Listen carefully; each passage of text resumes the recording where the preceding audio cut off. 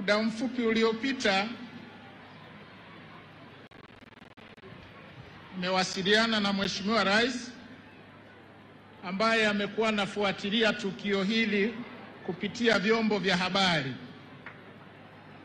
na yeye ameniagiza ifuatavyo. Anasema hivi: baada ya kusikiliza risala ya utii ya wananchi wa Tanzania kwake yeye, anaomba sana kura zenu za kishindo tarehe 29 mwezi huu wa 10. Lakini pia anamwombea kura Rais wa Zanzibar Dr. Hussein Ali Mwinyi kwa nafasi ya urais kule Zanzibar, ili aweze kufanyia kazi yale ambayo yamependekezwa katika risala hii ya utii